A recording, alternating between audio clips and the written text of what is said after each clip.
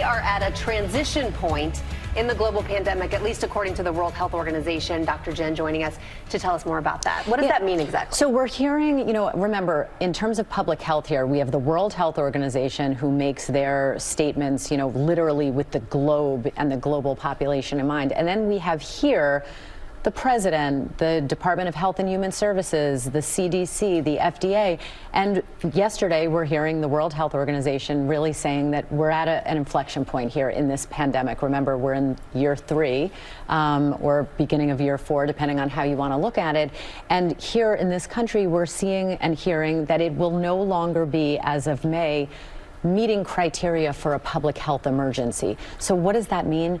Really, for the individual, it doesn't mean that much. It's really an economic designation, meaning that certain things may not be paid for by the government. So yes, that can trickle down and affect each of us individually, but things like tests or vaccines, we might see, guess what, they're not free anymore. So if you want treatment or testing or vaccination, you might have to pay for it.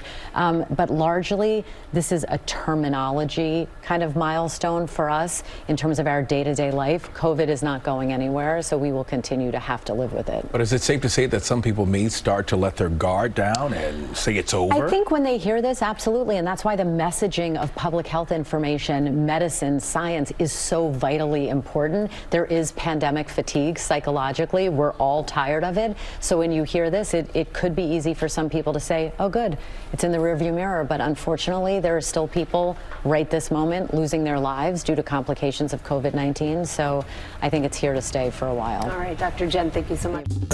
Well, hey there, GMA fans. Robin Roberts here. Thanks for checking out our YouTube channel. Lots of great stuff here. So go on, click the subscribe button right over here to get more of awesome videos and content from GMA every day, anytime.